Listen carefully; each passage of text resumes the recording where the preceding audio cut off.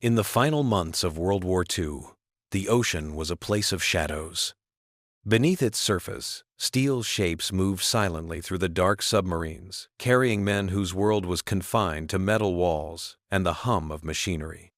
Among them was a Japanese submarine, the I-361, one of many tasked with distant reconnaissance and supply missions across the vast Pacific. Its crew of more than 60 men had trained for endurance, secrecy, and obedience. For them, sound was the enemy. Every vibration could mean discovery, every echo a signal of death. The submarine left port in early 1945, slipping beneath the waves as the empire above began to crumble. Orders were clear but limited. The crew was to patrol near the Philippine Sea, avoid contact, and await further instructions. Communication with command was sporadic, dependent on coded radio transmissions that could vanish into static. Inside the confined hull, time dissolved into routine 6-hour watches, maintenance cycles, and the endless thrum of engines. The sea outside was both protector and prison. In the control room, lights were dimmed to preserve night vision. Men spoke in whispers. Every order was precise, measured, and unhesitating. Their commander, a career officer hardened by years of service, maintained discipline through ritual and repetition. Even as reports hinted at the collapse of Japan's naval defenses, no one questioned the mission. To serve aboard a submarine was to surrender to silence and to faith. As spring turned to summer, the crew noticed longer intervals between radio messages. When transmissions did arrive, they were fragmented and difficult to decode. References to new orders were unclear, and the usual signals of command structure faded. Some of the younger sailors grew uneasy, wondering whether the mainland still held. The captain, however, insisted on maintaining position. The absence of orders, he said, did not mean the end of war, only a failure in communication. Weeks became months. Supplies grew scarce. The submarine surfaced at night to recharge batteries and collect rainwater, always under threat of detection. The men rotated shifts with mechanical precision, clinging to discipline as their world shrank further into monotony. No one spoke of surrender, for the concept itself was forbidden. Their duty was to continue, regardless of what had happened beyond the horizon. By the time the atomic bombs fell, and Japan announced its surrender in August 1945, the I-361 and others like it were deep beneath the waves, out of reach of messages or mercy. For these men, the war had not ended. It had simply disappeared into the static of the sea. They remained submerged in darkness, guided only by orders that no longer existed, continuing their patrols in a world that had already moved on. As summer faded into autumn in 1945, the ocean remained indifferent to human conflict. Waves rose and fell with the same rhythm. Currents moved with ancient patience, and deep below, the submarine continued its silent patrol. Inside the steel hull, the crew lived suspended between routine and uncertainty.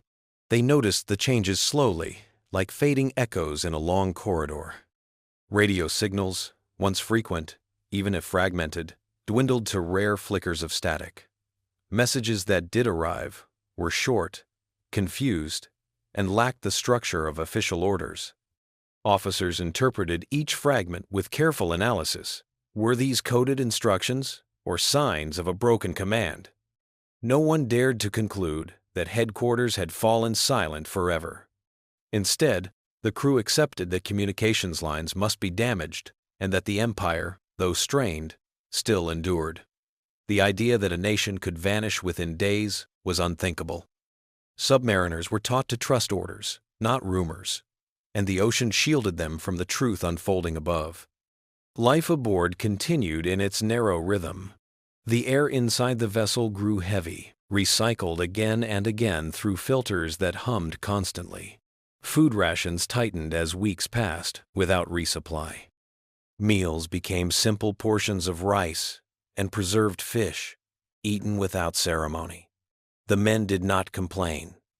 Hunger was a familiar companion, and discipline demanded acceptance. Some sailors scratched dates into notebooks, while others abandoned time altogether, focusing only on assigned duties. Occasionally, the submarine surfaced at night to scan the sky. They looked for familiar constellations and scanned the horizon for enemy ships or aircraft. Instead, they found emptiness. The ocean seemed vast and abandoned, as if every fleet had vanished. This silence was not comforting. In the logic of war, absence could signal danger, a trap, a strategic regrouping, or a new weapon. When a stray civilian broadcast crackled faintly one night, speaking of surrender and peace, the officers dismissed it. Civilian voices could mean nothing in wartime. The crew convinced themselves the broadcast was enemy propaganda. No authoritative military message confirmed such news. And so the submarine descended again into the depths, choosing isolation over uncertainty. Inside the hull, men spoke less. In solitude, thoughts pressed heavily. Yet duty remained a firm anchor. The commander held fast to protocol. Maintain patrol. Avoid detection. Await instructions.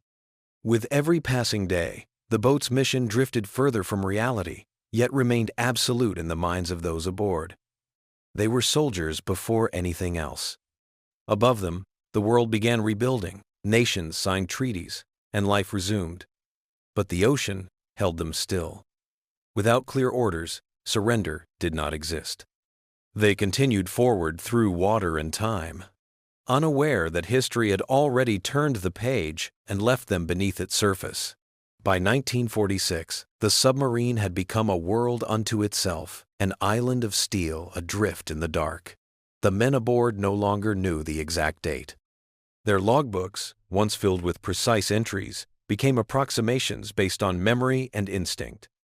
The stars above remained constant, but time had blurred into a cycle of maintenance, observation, and silent endurance. The submarine patrolled the ocean as if the war still raged, guided by a mission that had long since lost contact with reality. Supplies ran dangerously low. Rations were stretched, and every grain of rice became a calculation. The crew learned to survive on minimal food, catching fish when they surfaced, collecting rainwater in metal containers. Their uniforms had faded, their bodies had grown thin, yet their sense of purpose endured.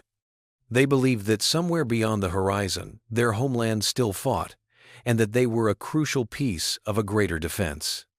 The commander preserved order through unyielding ritual.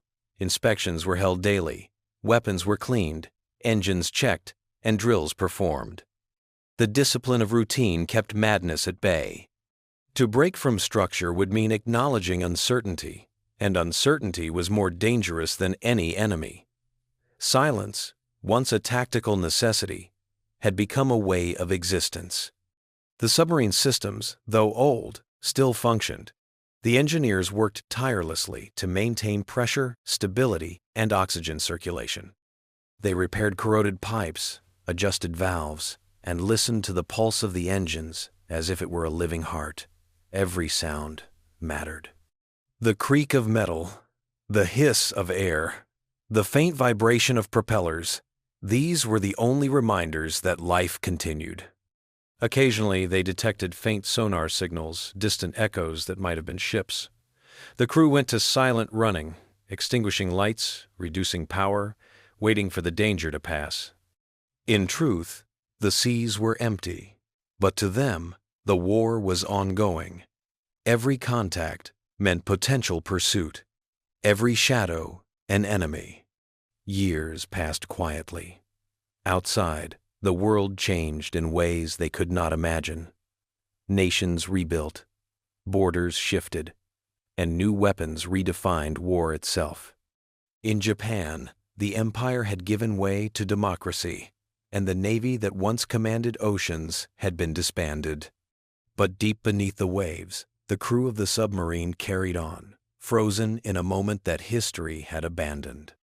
The youngest sailors grew into middle age within the narrow confines of the vessel. Some died of illness and were buried at sea with simple ceremonies. Their comrades stood silently as bodies slipped into the water, vanishing without a sound. No one spoke of loss, only duty. For them, the mission was eternal.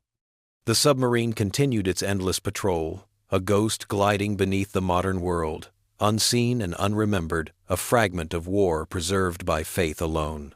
By the mid-1950s, the submarine had spent nearly a decade beneath the waves. The crew had become part of the vessel itself, their movements mechanical, their voices low and measured, their purpose unchanging. The outside world was no longer something real to them. It existed only as a memory spoken of in rare, reflective moments. They had long since accepted the deep as their home, and the mission as their only truth. Fuel and food were now constant concerns. The engines required careful rationing of power, and the batteries demanded rest periods that forced the submarine to surface at night. Each surfacing was dangerous, yet essential. They rose in silence, breaking through the black water under the cover of clouds. The night air felt foreign, sharp, and open. The stars above looked both familiar and unreachable, as if they belonged to another existence. From time to time, they glimpsed lights far off on the horizon, fishing boats, merchant ships, or perhaps new vessels of nations they no longer recognized. They observed through periscopes, taking careful notes and avoiding contact. Every unfamiliar flag was considered hostile. They could not imagine that the world had changed so completely that even the flags themselves were different. Inside, the submarine was deteriorating. Metal corroded, seals leaked, and air filters clogged faster than before. The smell of oil, salt, and sweat permeated every corner. The engineers worked tirelessly to keep systems alive, salvaging parts from unused machinery, adapting tools beyond their intended purpose. Their ingenuity was all that kept them from sinking into the depths. Morale depended entirely on discipline. The commander's orders remained absolute, and questioning them was unthinkable. When a sailor once suggested that perhaps the war was over, the remark was met with silence, not punishment, but the kind of silence that carried disappointment heavier than words. The idea itself was dangerous. To doubt was to lose direction. In their rare moments of rest, the men stared at photographs kept from the past, faded images of families, landscapes, and cities that no longer looked real to them. The faces in those photographs seemed like ghosts from another world. Yet, even then, they believed they were serving those same people by continuing the mission. The sea around them remained unchanged. Storms came and went, currents shifted, but beneath the waves, the submarine endured. To the men inside, time no longer moved forward. It only circled endlessly, marked by the rhythm of machinery and the steady pulse of duty. Above them, the war had become legend, but deep below, the soldiers of a lost empire still lived in its shadow, carried forward by silence, the only sound they had ever truly trusted. By the early 1960s, the submarine's crew had spent more than 15 years beneath the ocean, locked inside a forgotten mission. Their faces had changed, their uniforms had worn thin, but their discipline had not faltered. The commander still gave orders with precision, and the men still obeyed. The submarine's logbooks continued to record positions, weather patterns, and fuel levels with unwavering detail, even though there was no one left to read them. Then, one night, a faint radio signal pierced the static. It was weak, almost lost in the hum of interference, but it carried human voices. The operators froze. For the first time in years, they heard words that seemed to come from the surface world. The transmission was not military. It mentioned places, events, and names that none of them recognized. There were references to peace treaties, reconstruction, and new nations. The language was familiar but disorienting, like hearing their own world through a dream. The officers gathered to analyze the recording. Could it be coded? Could the enemy be using peaceful words to mask military intent? They replayed it dozens of times, searching for hidden patterns or encryption. No one suggested that it might simply be the truth. After so many years, deception was easier to believe than peace. The commander decided to remain cautious. The crew was instructed to avoid transmission and maintain patrol. They recorded the signal as unauthorized communication, possible enemy interference. The entry was added to the logbook, and life aboard resumed as before. Yet the message lingered in their minds. Some of the younger sailors, who had been barely adults when they first submerged, began to wonder what world existed above. They whispered among themselves, quietly questioning whether they had become the only soldiers left at sea. In the following months, more signals came, short bursts of news, music, and strange advertisements. The crew could not understand them fully, but they sounded peaceful, almost casual. It was a world of voices without fear, a tone they no longer recognized. Confusion spread silently, but discipline held it back. The commander insisted the signals were psychological tactics designed to weaken their resolve. Despite his certainty, the seeds of doubt took root. The men began to dream of sunlight and open air, of families that might still be waiting, or perhaps gone. In those dreams, the sea was no longer their protector, but a wall that separated them from life itself. Still, they stayed submerged. Duty was their last anchor, and even when belief began to erode, obedience remained. The submarine continued to glide through the dark, chasing echoes that no longer belonged to war. Carrying men who could not yet accept that peace, had already found them and passed them by. By the early 1970 seconds, more than 25 years had passed since the submarine had last received true orders. The ocean had aged around them, and so had the men. Faces once sharp with youth had grown lined and pale under the dim lights of the control room. Some hair had turned white, others had fallen away completely, but the routines remained unchanged. They still rose at the same hour, still checked instruments, still followed a mission that existed only in memory. Fuel reserves were nearly gone. The submarine could no longer sustain long patrols, and its machinery began to show the strain of decades underwater. Leaks appeared more often, metal groaned under pressure, and the air smelled of rust and oil. The engineers worked tirelessly, fashioning repairs from fragments of scrap, determined to keep the vessel alive for as long as possible. To them, survival was victory. One night, while the submarine surfaced to vent and recharge batteries, the men noticed strange lights on the horizon, bright clusters, shimmering in the distance. Through the periscope, the commander observed a coastline glittering with electric light. The sight stunned him. The world above seemed transformed, alive with technology and calm. No searchlights, no gunfire, no patrols. It looked like peace. Yet peace was something they could not fully believe in. The commander concluded that it must be an illusion, perhaps an enemy base designed to draw them out. They submerged again, choosing the darkness they knew. But something shifted in the days that followed. The youngest crewmen, now middle-aged but still called young, began to question. They spoke in quiet tones during maintenance shifts, wondering aloud whether the Empire could truly have endured this long. They had seen no reinforcements, received no genuine signals in decades. Even the commander's confidence had become ritual rather than belief. Then, one morning, the rising sun shone through the periscope lens as the submarine hovered near the surface. Its light poured across the control room, illuminating faces worn by years of confinement. For the first time, no one spoke. The silence was no longer military, it was recognition. Each man understood, without words, that the war might have ended long ago. Yet no order to surrender had ever come. Without that, the commander could not act. He ordered the submarine to dive once more, returning to the safety of the deep. The world above had changed beyond comprehension, but below the surface, they remained prisoners of duty, soldiers of an empire that existed now only in their memories and in the endless hum of the sea. In the final years of their long voyage, The ocean that had once protected them became their only remaining world.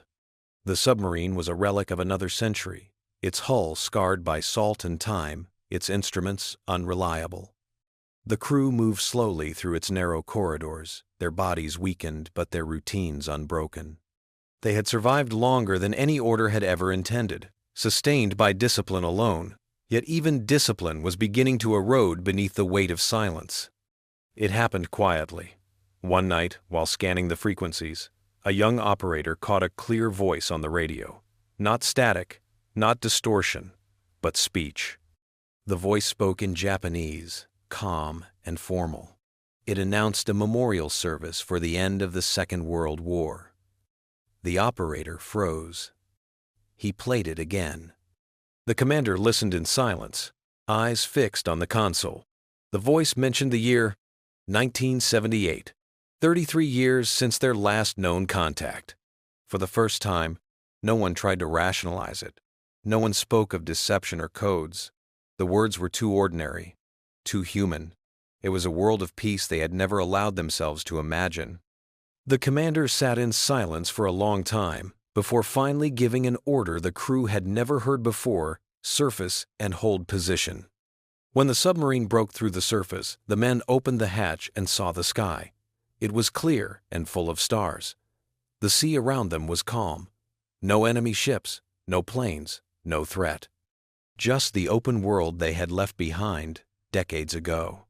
The wind carried the scent of salt and life, something they had almost forgotten. They stayed on the surface until dawn. As the first light touched the water, the commander ordered a final entry in the logbook. He wrote that the mission was complete, that all operations had ceased, and that the war was over. He closed the book, sealing 30 years of history between its pages. When they were eventually found by a passing vessel, the story spread across the world. A submarine crew, lost to time, had finally returned to the surface, unaware that peace had outlived them by a generation.